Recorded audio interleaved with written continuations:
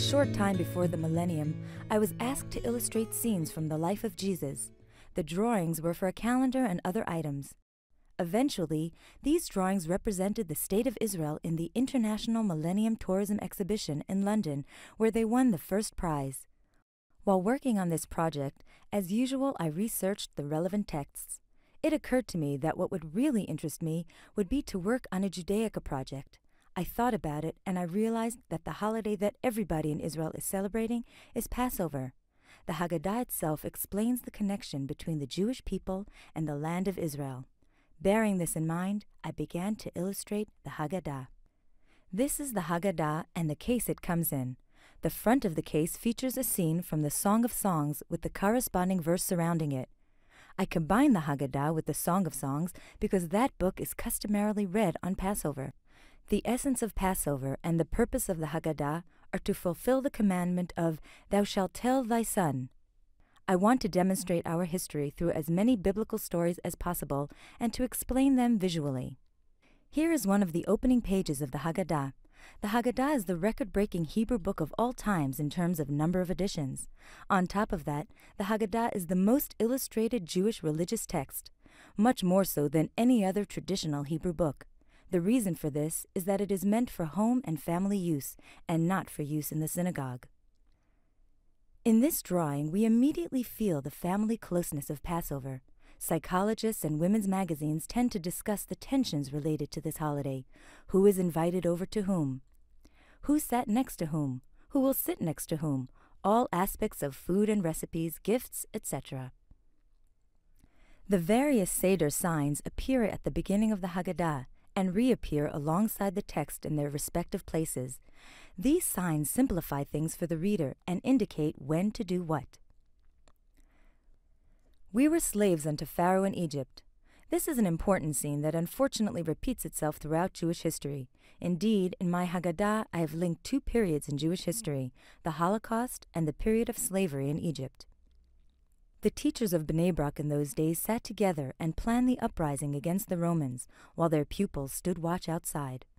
The moment these pupils spotted a suspicious figure approaching, they came in and said the code sentence, "Our teachers, the time has arrived for reading the morning Shema." The four sons. Prior to my illustrative venture, I did in-depth research into the history of the Haggadah. I looked at different Haggadahs and I had to learn different interpretations of the sections in the Haggadah. The research focused mainly on what other illustrators had chosen to depict and also what they had chosen not to depict, as well as how they chose to interpret the text. In this slide, we see the four sons from the Amsterdam Haggadah of 1737. It is worth noting that the four sons is the most illustrated of all the sections in the Haggadah. Their different interpretations can be seen as a sign of the times. For example, in this Haggadah, the wicked son appears as an 18th century Gentile. He is embellished with all those accessories necessary for him to be fully armed in keeping with that period in history. There is nothing at all in his appearance that betrays his Jewishness. Note that all four sons have the same facial expressions. Their dress is what distinguishes them. In my Haggadah, too, the facial features are the same in all four of the sons. This is in keeping with the belief that the traits of each of the four sons are to be found in each and every one of us. The wise son is a person of the book, like all images of wise men. The wicked son throws his matzah away and holds a piece of bread in defiance of all tradition. He is also the only one looking to the side. We see him in profile, as if he has deliberately cut off his ties with his tradition and brothers. The simple son. The proportions between himself and the table give the feeling of helplessness which characterizes this type of person. The one who does not know how to ask is not entitled to a mouth. In the period when I worked for a daily newspaper, I was asked to prepare an illustration for Passover as the cover of the women's magazine. Instead of dealing with four sons, I portrayed four daughters. Here we see an illustration which is based on the Midrash about Abraham as a youth growing up in the house of idol worshippers and merchants. He remained one day in the shop, having been given responsibility over the family business. Upon being left alone, he broke the idols and left a stick in one of the biggest idol's hands. His father came in and asked him, "What have you done? You broke the idols." Abraham answered, "It's not me, it's the big statue."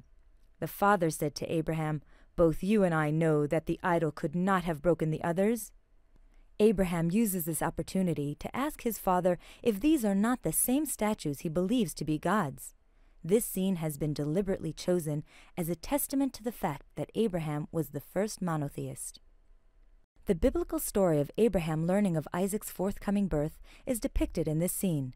The three angels come and announce to Abraham that his wife Sarah will give birth to a son. Abraham greets them and washes their feet, while Sarah is told to prepare cakes and bread. Sarah stands modestly in the tent, quietly laughing to herself at the prospect of her becoming a mother at such a late age. Abraham offers his guests a modest meal, while in actual fact, he prepares a feast which includes meats and cakes.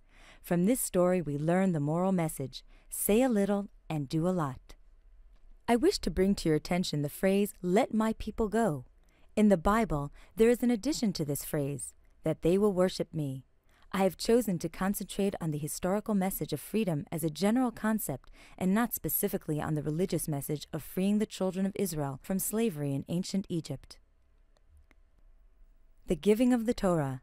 This could also have been described as a solely religious happening, but it is also an important historical event.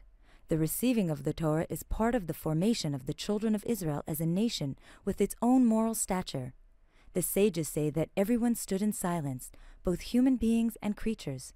I imagined that the air stood still as well, and that it was very hot. I therefore chose to portray the sky in an orange hue. The story of the binding of Isaac has become the symbol of love and sacrifice between man and God. Isaac is presented in a passive position, being taken to the altar, not resisting his father physically or verbally. This is a terrible moment of anguish for his father, who is commanded to sacrifice his own son. In this way, Isaac becomes a negligible character in this gripping biblical story. In the ancient synagogue in Beit Alpha, which dates back to the 6th century CE, this story is shown in 3 separate scenes. On the left, the scene before the sacrifice. This includes the figures of Abraham and Isaac and the donkey, which is the beast of burden. On the right side is the actual binding. Abraham's face is full of anguish. Isaac appears as a baby, and the angel of God appears in the form of a hand, with the words, "Do not stretch out your hand to the lad." In the middle is the third scene, which is the solution to the problem, a ram as a substitute sacrifice. This is a Rembrandt drawing of the same biblical scene. It is realistic and exact, as in a photograph. The use of light accentuates this highly realistic drama. Once again, this image is a reflection of the times in which it was produced. Isaac and Abraham look white and European. Isaac is fat, smooth, and hairless. In contrast to the Mosaic image in the ancient synagogue, we feel the immense power of the terrible position God puts Abraham, and the viewer can actually feel and identify with Abraham's anxiety and fear. There is no solution of a ram in the background. The angel of God looks human and real. Back to our Haggadah. Abraham is determined, Isaac relaxed and portrayed as a youth, and the angel carries out its duty resolutely. The colors are daring and add strength to the portrayal. The face of the angel very much resembles that of Isaac. This is done deliberately to make us ponder on the possibility of both as angels. Biblical stories are always interesting and relevant to all times. They have the perfect mix of drama and moral intellectualism. In this illustration of the daughter of Pharaoh, I portray the story of Yocheved, who sends Miriam to find out what has become of the cradle with the baby after it was sent afloat on the Nile. One can indeed see Miriam hiding behind the reeds watching, so she can report back to her mother. As a comparison, I have taken a late 17th century painting by Franceschini. In this painting, Miriam does not appear, and Pharaoh's daughter is depicted as a European princess, in keeping with the times in which the artist lived. As an introduction to the 10 plagues, I thought if it convinced Pharaoh to release the children of Israel, it was probably horrible enough to deserve a double spread each. Every child, and even many adults, get confused with the various plagues, and they're not sure anymore which is what. I tried to explain visually the differences between them, and implanted the name of each plague in the illustration. Blood. According to tradition, the Egyptians came to drink from the same water sources as the children of Israel. The Egyptians got blood, and the children of Israel, water. Frogs. The sages tell us that there were frogs all over. The use of the Hebrew letters of Tzadi, Pei, Resh, Dalet, Ayin physically fill the air, similar to the visualization of the frogs themselves. Lice, a plague that is familiar to all of us. In this illustration, even the bald-headed Egyptians are overwhelmed by this horrible plague. Wild beasts. The African style of this illustration captures the strength of these destructive beasts. Pestilence. This disease is spread by rats. In this illustration, the Egyptians are fleeing from the rats towards the tops of the pyramids, afraid that the rats are going to infect them with the plague. Boils. The name of the plague is embedded in the plate. The Egyptians are far too occupied with scratching themselves to be concerned with eating. Hail. The hail in this illustration looks like meteoric stones falling from heaven. Only a small part of the crop survives this type of downpour. Locusts. The locusts move in something resembling a military formation. They are determined to eliminate the little remaining crop. Darkness. It is written that the darkness was so thick that the Egyptians could not even open their eyes. This illustration explains the concept of Egyptian darkness. One can see that besides the closed eyes of the Egyptians, their houses are also collapsing. This is in sharp contrast to the Hebrew houses, which are lit and stand strong and sturdy, as opposed to the decay and chaos on the Egyptian side. Slaying of the firstborn. The firstborn of the Egyptians, both human and animal, are dying. Once again, the houses are falling apart, symbolic of the state of disruption and decay in Egyptian society. The children of Israel are protected by the mezuzah. While planning the 10 plagues section, I read a midrash which said each plague has a hint to the next plague to come. In the collector's edition, there are cutouts in each page to show a little piece of the plague coming up. Rabban Gamliel once said, "Every Jew is obliged to say 3 things during the Passover Seder. They are Pesach, Matzah, and Maror." In the Moravian Haggadah, we see that these 3 symbols are illustrated as a man leading a sheep for the Passover sacrifice, a baker making matzah with a picture of the oven included, and for Maror, a man holding some kind of unidentified plants. I wanted to get more to the heart of the matter. Therefore, for Pesach, I chose to draw a lamb to remind us that Pesach in essence refers to the sacrifice we are commanded to bring during the festival. For matzah, a piece of matzah, and for maror, maror. The Exodus from Egypt as illustrated in the Viennese Haggadah of 1933. When the children of Israel left Egypt, they became a nation. They didn't just leave Egypt, they headed somewhere. Therefore, I gave them a flag.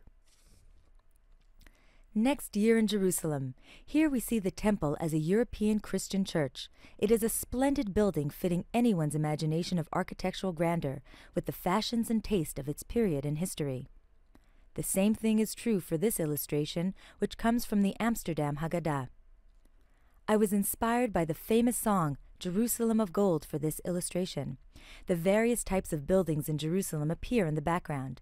In fact, I drew the temple inspired by the scale model of the Second Temple built near the Holy Land Hotel in Jerusalem. Who knows one? Of course, this one I cannot draw. So, the 2 tablets, the 3 fathers, the 4 mothers, the 5 books of the Torah, the 6 books of the Mishnah. The 7 days of the week are trickier, so I drew them in the order of their creation. The 8 days before a baby boy's circumcision. The 9 months of pregnancy, the figure looks out through the window towards a better future. The 10 commandments. I didn't want to repeat the image of the 2 tablets, so I cut out the actual text of the commandments. The 11 stars in Joseph's dream. The 12 tribes. When I came to illustrate God's 13 attributes, I found the verse from Exodus 34:6 where they appear. Chad Gadya is another song of praise that demonstrates who is stronger than whom and who is the strongest. Father went to the market and bought a lamb for 2 zuzim. The cat is stronger than the lamb. The dog is stronger than the cat. The stick hits the dog. The fire burns the stick. The water puts out the fire. The ox drinks the water. The slaughterer slaughters the ox. The angel of death slaughters the slaughterer. God slaughters the angel of death, and he is almighty. The technique I used for creating these illustrations is called Japanese paper cut. The difference between European paper cut and Japanese paper cut is that the Japanese technique leaves place for large blocks of color. Every illustration starts as a sketch on vellum paper. I use a dark paper to cut out white areas to be colored later. I choose this technique in order to achieve the special effect of the line edges created by the knife. Now I photocopy the paper cut on a transparent hard plastic sheet. At this stage, I start coloring using acrylic paint on the back side of the plastic sheet. The hard, transparent sheet enables me to create multiple layers and special effects, such as scratched surface. All this is done while keeping the boundaries of the black cutout lines. When I began working, I started off with the illustration of the 4 sons. From there, I went on to the 10 plagues and to research Haggadahs throughout the ages and their iconography in various sections of the Haggadah. I then chose subjects for illustration which appealed to me and which I wanted to develop further. Regarding the graphic design, I wanted the Haggadah to be very clear. I also thought it important that the English translation appears right next to the Hebrew text, making it easier for readers to orient themselves. I think that my Haggadah conveys the pleasure I had working on it. I enjoyed translating the texts and the midrashim that I studied into contemporary visuals. I hope that you will enjoy this Haggadah as much as I did making it.